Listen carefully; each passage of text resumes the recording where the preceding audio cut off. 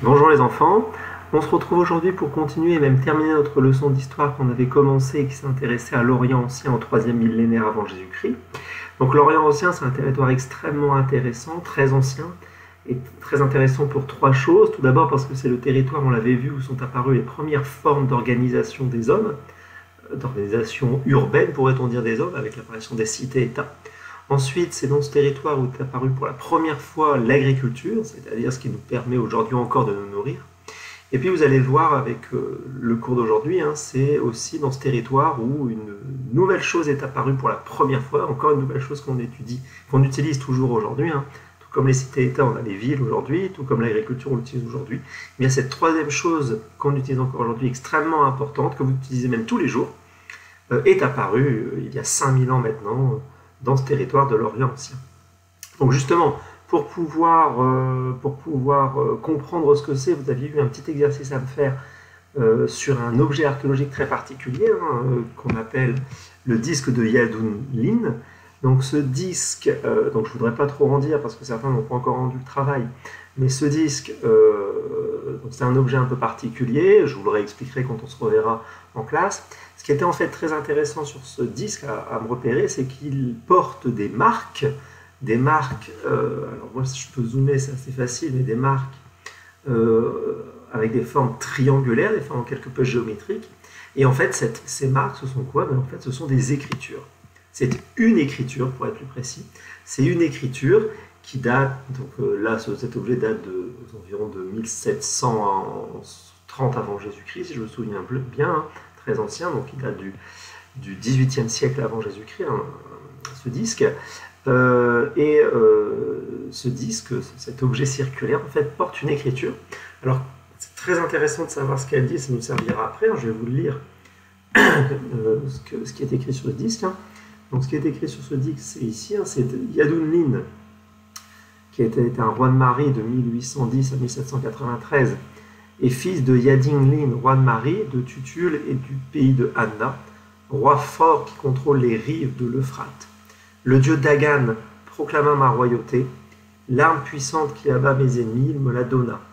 Ensuite, de quoi 7 rois, en vérité, qui avaient combattu contre moi, je fis prisonnier.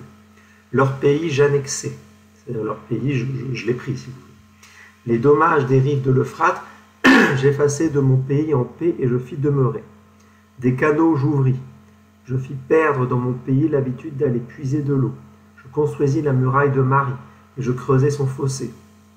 En outre, dans des terres brûlées, et en un lieu de soif auquel jamais un roi n'avait donné de nom, où aucun roi n'avait construit de ville, moi, un désir je conçus. Je construisis une ville, j'en creusai le fossé. J'agrandis mon pays, les fondements de Marie, et mon pays j'affermis. Ainsi j'éternisai mon nom. Donc vous voyez, c'est un texte dont la traduction, si je puis m'exprimer, est ainsi un peu particulière. Les phrases, on a l'impression qu'elles n'ont pas de sens, mais ce qui est important, c'est de comprendre le sens global de ce texte. Ce texte, en fait, nous parle d'un roi, le roi qui s'appelle Yadun-Lin, le roi de Mari, qui, en fait, fait la liste de ce qu'il a fait. Il a construit une muraille, il a emprisonné des rois rivaux, il a ouvert des canaux, c'est-à-dire qu'il a creusé un canal, plusieurs, on dit un canal des canaux. Bon voilà, il a agrandi son pays, il a affermi, renforcé la puissance de son pays. En fait, il raconte ici, ce roi raconte en fait sur cet objet archéologique ses exploits. Donc en fait, ce qui est très important de comprendre grâce à cet objet, c'est qu'on a ici l'une des plus anciennes traces d'écriture qui existe, et l'écriture est justement la troisième chose extrêmement importante qui est apparue dans l'Orient ancien, c'est l'invention justement de l'écriture. Alors c'est pas le premier texte, le plus ancien des textes, il y a d'autres textes très anciens, on va le voir juste après, mais en tout cas il faut que vous reteniez que l'écriture est apparue dans l'Orient ancien, en Mésopotamie, vers 3300 avant Jésus-Christ. Et la première écriture qui est apparue en Mésopotamie vers 3300 Jésus-Christ, la voici. C'est une écriture un petit peu particulière. Donc il faut savoir que l'écriture ne se faisait pas sur des feuilles de papier, comme on peut le faire aujourd'hui. Elle se faisait sur ces objets qu'on appelle des tablettes d'argile.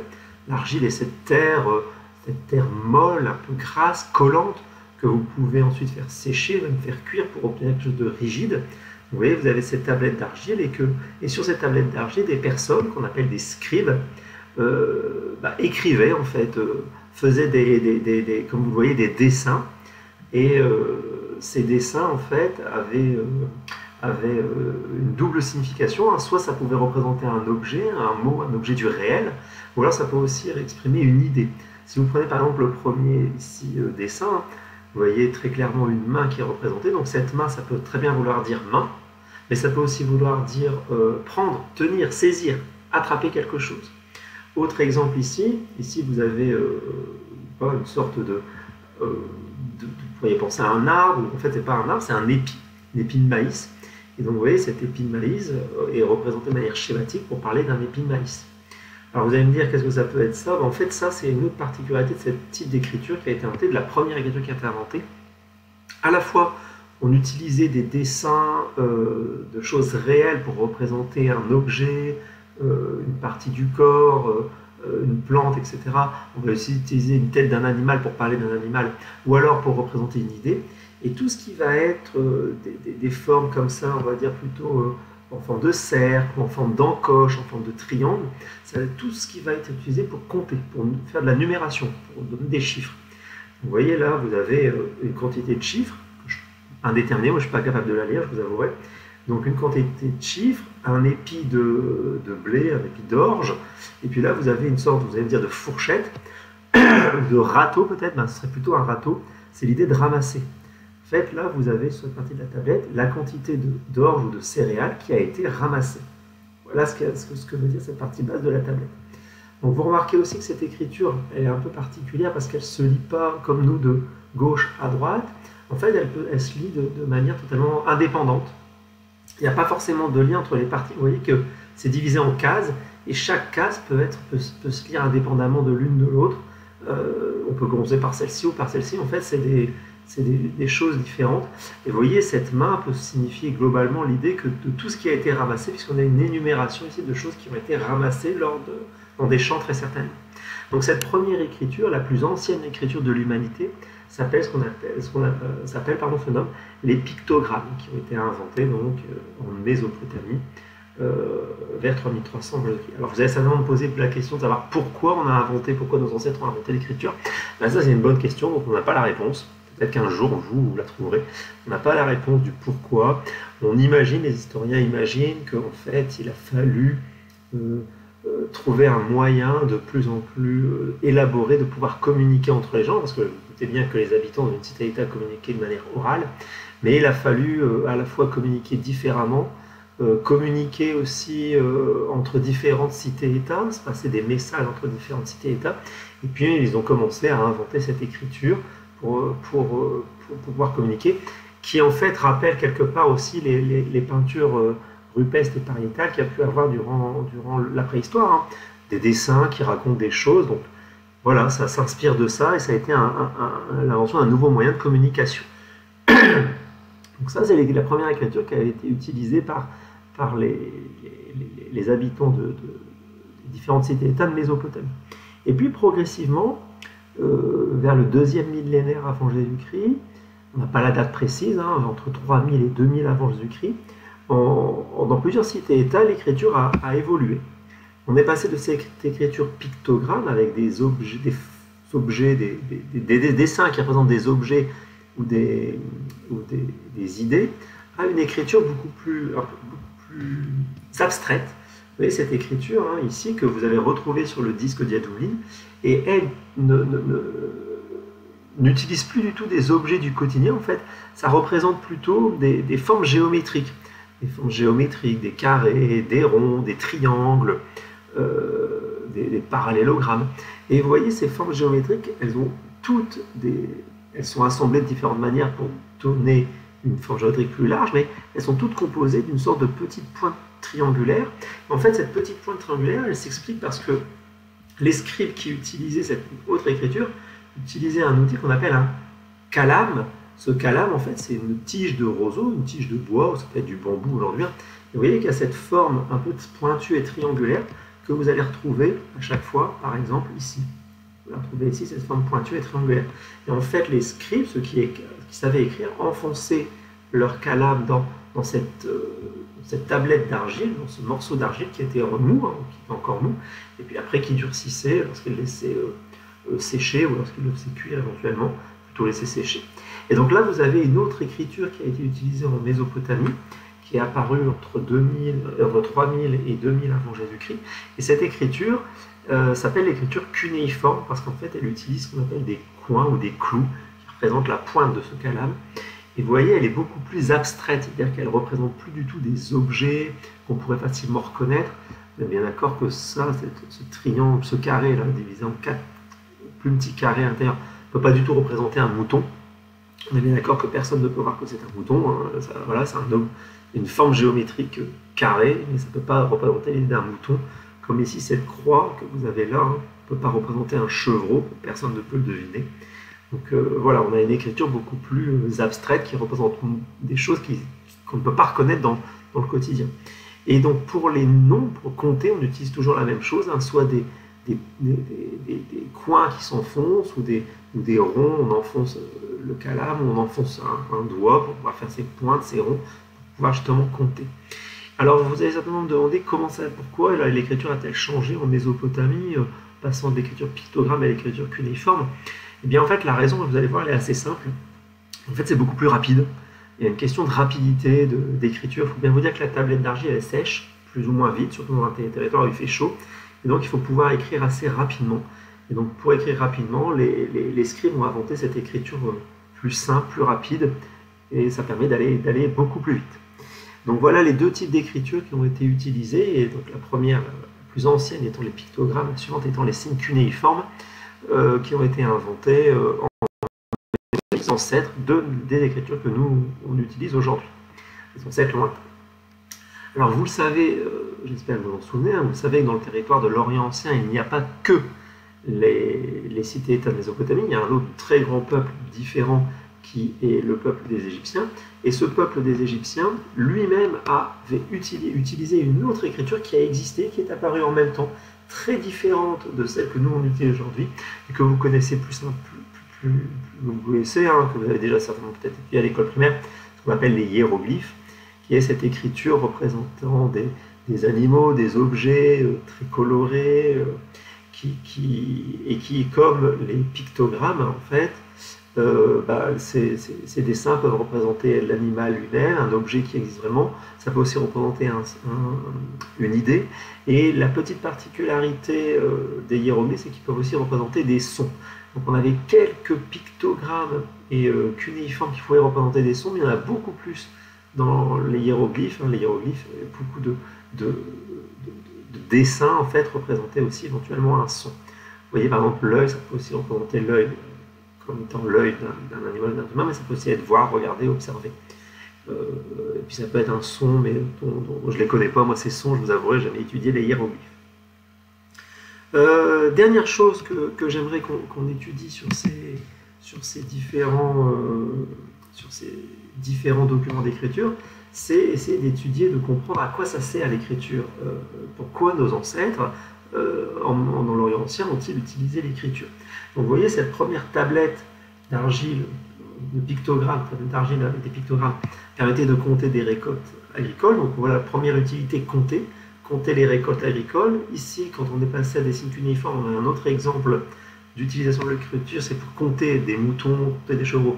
En fait, un agriculteur compte les animaux. Alors on compte les animaux, soit parce qu'on y fait du commerce, on veut vendre et on compte combien on va amener d'animaux au marché, ou alors on veut simplement compter son bétail, ça peut être une raison aussi. On fait l'inventaire, la liste de tout ce qu'on possède comme animaux, on fait l'inventaire de tout ce qu'on a ramassé comme céréales. Autre raison qui peut expliquer l'utilisation de l'agriculture, vous avez ici, donc à la différence des Mésopotamiens, des habitants des différentes cités-États en Mésopotamie, vous avez ici des hiéroglyphes qui ne sont pas faits sur une tablette d'argile, mais sur une stèle, hein, sur un mur en fait, c'est dur, c'est gravé et peint.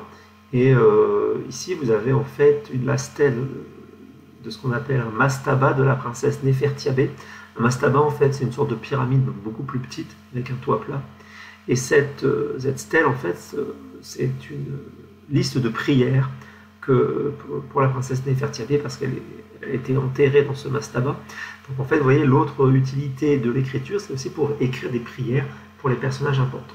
Et enfin, dernière utilité de l'écriture, on l'a vu avec le disque d'Yadunlim, je vous le remets. Ce disque, en fait, vous savez, j'espère que vous vous souvenez de ce qu'il raconte. Il raconte les exploits et les grands faits d'armes du roi de Marie Yadunlim. Et donc, en fait, vous avez une autre utilisation de l'écriture.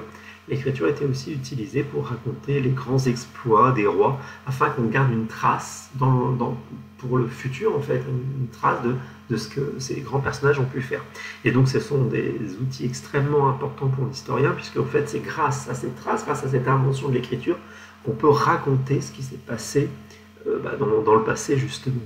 Et donc, c'est pour ça que l'invention de l'écriture, c'est une date extrêmement importante dans l'histoire de l'humanité. Bien, ce que moi je vous propose, j'espère que vous avez compris, c'est de noter tout ça dans le cahier. Donc je vais vous demander de prendre votre cahier à la page de la leçon d'histoire qu'on est en train de faire ensemble. Donc dans votre cahier, je vous rappelle qu'on avait divisé le cahier en 3 parties, 1, 2 et la troisième qui est sur le bas. Donc vous allez pouvoir prendre un crayon de couleur de la couleur de votre choix en évitant bien entendu le rouge puisque c'est le centre de votre cahier, pour pouvoir faire les différentes branches et pour pouvoir me copier correctement la leçon. Rassurez-vous, il n'y aura pas grand-chose à noter, je sais que vous n'avez pas beaucoup de place. Juste une petite remarque, peut-être que certains d'entre vous, en écrivant le début de la leçon, sont arrivés déjà tout en bas de leur cahier. Donc je vous rappelle qu'il est tout à fait possible, par exemple, si je fais ceci, imaginons que je le mette en bleu foncé, si je fais ceci, vous pouvez très bien commencer d'un côté vos branches, d'accord ? En fait, au total, il y aura une branche, puis 1, 2, 3, 4.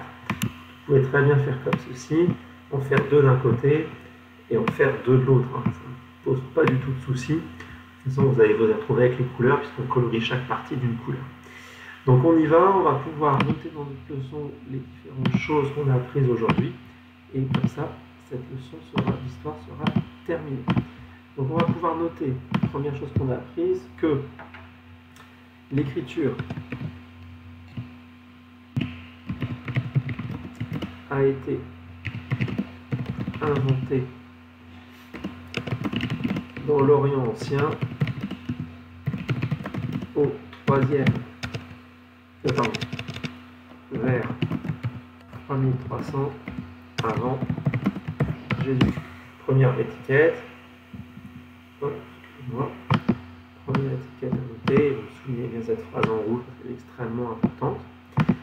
Donc, et puis on va faire la liste, 2 branches pour faire la liste des différentes écritures et une dernière branche pour en faire une de moins pour expliquer à quoi va servir cette écriture.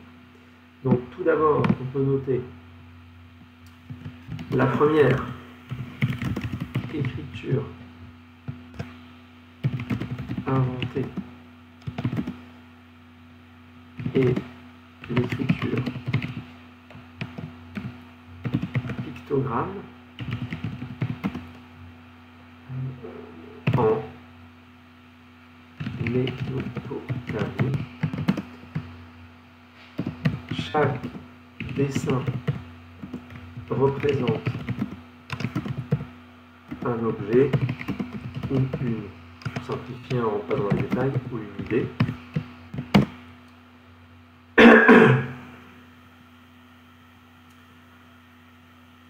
Cette écriture a évolué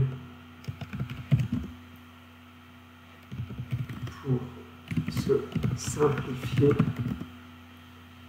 avec des formes géométriques.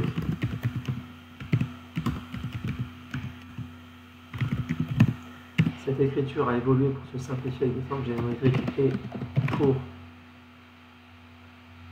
qu'écrire soit plus rapide. C'est l'écriture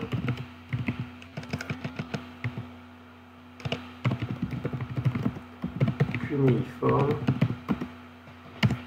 inventée entre 3000 et 2000 avant Jésus-Christ. On n'a pas la date précise.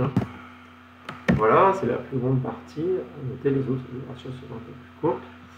Donc la première écriture inventée est l'écriture pictogramme. Donc vous souligner en rouge l'écriture pictogramme en Mésopotamie. Donc chaque dessin représente un objet, une idée. Cette écriture a évolué pour se simplifier. Notez que cette écriture a évolué pour se... souligner, pardon, que cette écriture a évolué pour se simplifier avec des formes géométriques et pour qu'écrire soit plus rapide. Donc soulignez tout ça. C'est l'écriture qu'on appelle cunéiforme. Voilà. Autre branche, à la même époque, les Égyptiens utilisaient une autre écriture qu'on appelle les hiéroglyphes. Je ne rentre pas dans les détails de l'explication des hiéroglyphes, par contre, je me souviens bien en rouge, hiéroglyphes et égyptiens. Et enfin, dernière branche, on va noter à quoi servaient ces écritures. Ces différentes écritures servaient